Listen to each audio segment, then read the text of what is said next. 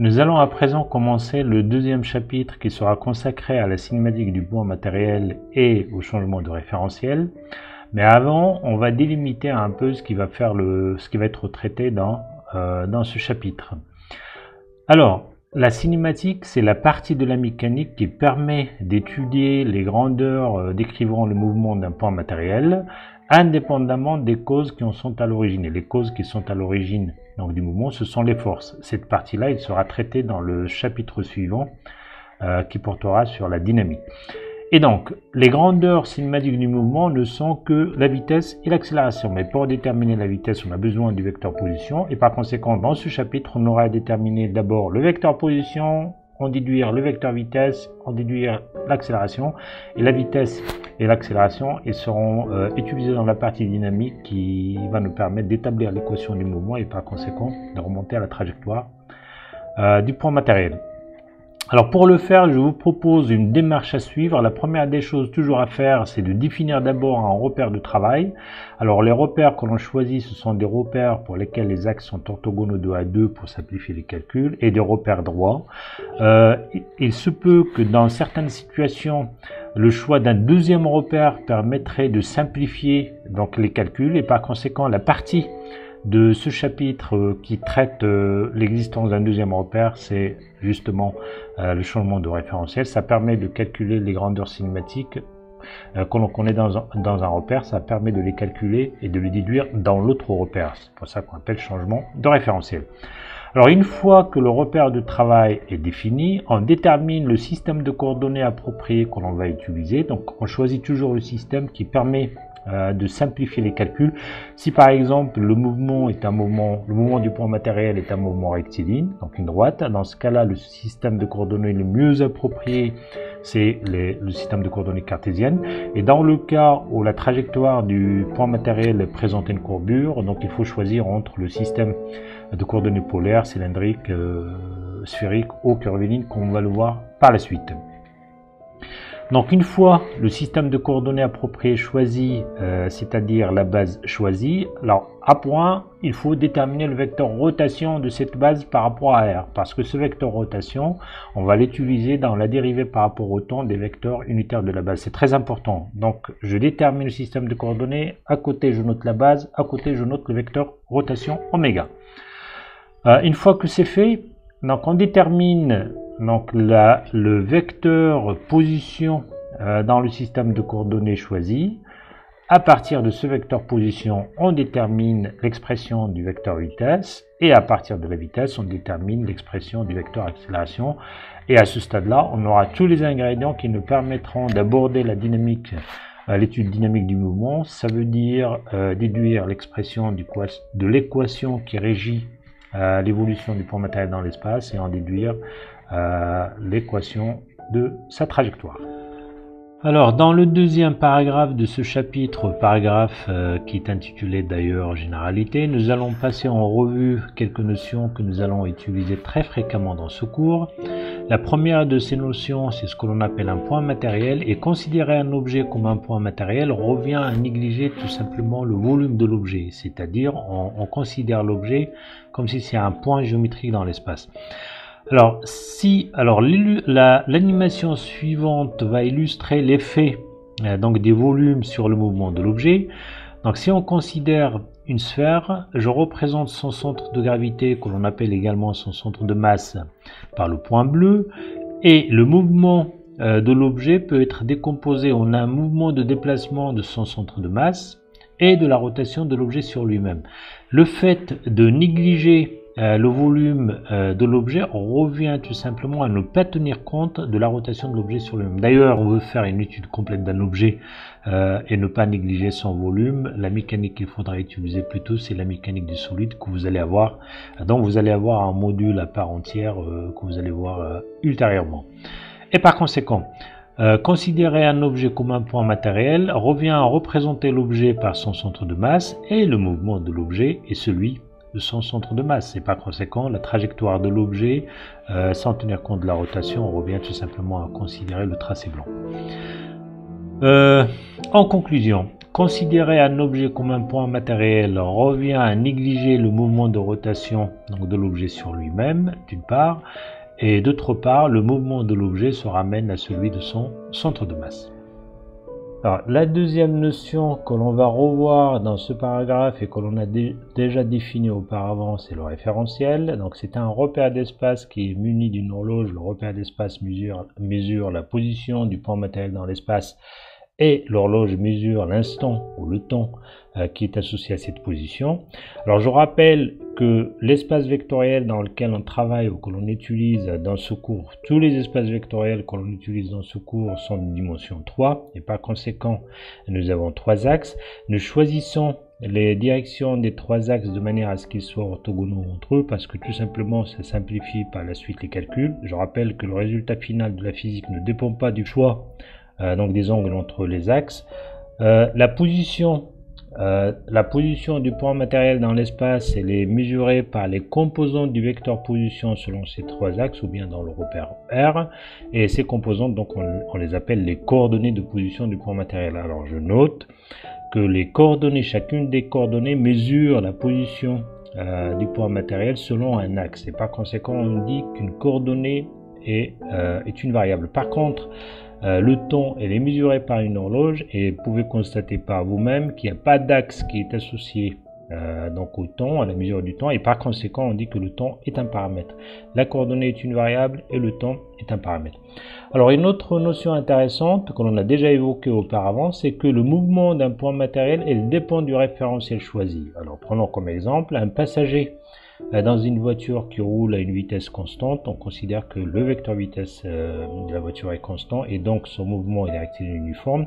Si l'on prend comme référentiel du travail le référentiel qui est lié à la voiture, le passager il est au repos dans ce référentiel. Sa position ne change pas dans ce référentiel. Par contre, si l'on prend un référentiel qui est lié à la route, alors le passager se voit animé de la même vitesse que la voiture étant donné son mouvement par rapport à la voiture est nul, donc se voit animé avec la même vitesse que la voiture par rapport à son référentiel. Et l'on voit bien que selon que l'on choisit soit le référentiel lié à la voiture, soit le référentiel lié à la route, donc le mouvement du passager change. Et par conséquent, retenez bien cette propriété, le mouvement d'un point matériel, elle dépend donc du référentiel choisi.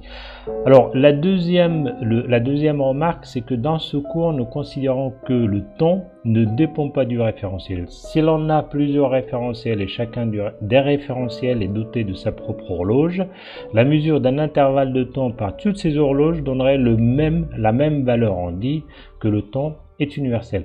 Alors je rappelle que cette propriété-là n'est plus valable si la vitesse du point matériel dépasse la moitié de la vitesse de la lumière. Je rappelle que la vitesse de la lumière c'est 300 000 km par seconde. Et dans ce cas-là, la mécanique que l'on utilise, on l'appelle la mécanique relativiste et non pas la mécanique newtonienne. La troisième notion que l'on revoit et que l'on a déjà également évoqué auparavant, c'est la trajectoire. Donc la trajectoire, c'est l'ensemble des positions occupées par le point matériel au cours de son mouvement dans l'espace. Alors si je représente le point matériel par le point jaune et le vecteur position par le vecteur rouge, donc l'ensemble des positions occupées par le point matériel au cours de son mouvement donc constitue la trajectoire. Et d'ailleurs le but ultime d'une étude mécanique d'un point matériel consiste à retrouver tout simplement la trajectoire, plutôt l'équation de cette trajectoire dans ce repère R. Ça veut dire l'équation en fonction de x, y et z qui permet de décrire le tracé de la trajectoire dans le repère R. Alors le troisième paragraphe que l'on va aborder est consacré à la vitesse. Donc on va la définir, l'exprimer dans les différents systèmes de coordonnées que l'on a définis jusqu'alors, cartésienne, cylindrique, polaire et sphérique. On va également définir un quatrième système de coordonnées, comme j'avais déjà mentionné au début de ce cours, c'est ce que l'on appelle les coordonnées curvilignes, et la base qui lui est associée, la base de Fresnel. Alors on commence comme d'habitude, donc on considère un point matériel qui se déplace dans le référentiel R selon une courbe C. Donc je représente le repère R, je le prends comme un repère orthonormé direct. La trajectoire du point matériel est représentée par la courbe qui est en jaune. Donc on considère que le point M se trouve ou plutôt le point matériel se trouve à la position M à l'instant T, et donc sa position est repérée par le vecteur OM à l'instant T. On effectue un déplacement élémentaire donc, qui mène la position du point matériel de M à l'instant T à M à l'instant T plus dt. Alors ce qu'il faudrait voir, c'est que dt ça tend vers 0. D'accord. Et la position de M en réalité, elle est très voisine. La position de M après le déplacement est très voisine de sa position initiale, de manière à ce que la portion ou le morceau de la trajectoire qui relie les deux positions est un segment de droite. Et par conséquent, donc je rappelle un point que l'on va utiliser juste après, une propriété que l'on va utiliser jusqu'après, ça veut dire que le vecteur déplacement élémentaire, il est tangent à la trajectoire au point M. Alors reprenons, donc la position de M à l'instant t plus dt est repérée par le vecteur position OM t plus dt. Alors on a tous les ingrédients maintenant pour définir la vitesse. Donc le vecteur vitesse du point matériel à la position M, elle est donnée par l'expression que vous avez là. Donc c'est la limite lorsque dt tend vers 0. Donc on considère une variation infinitésimale du temps de la différence entre le vecteur position à l'instant t plus dt et le vecteur position à l'instant t. Or, on avait vu auparavant que cette différence n'est autre que le déplacement élémentaire. Et par conséquent, on peut écrire que l'expression de la vitesse de m par rapport à r est donnée par la dérivée par rapport au temps du vecteur position. Alors, une première remarque, c'est que le vecteur vitesse il est collinaire avec le déplacement élémentaire. Collinaire, ça veut dire parallèle.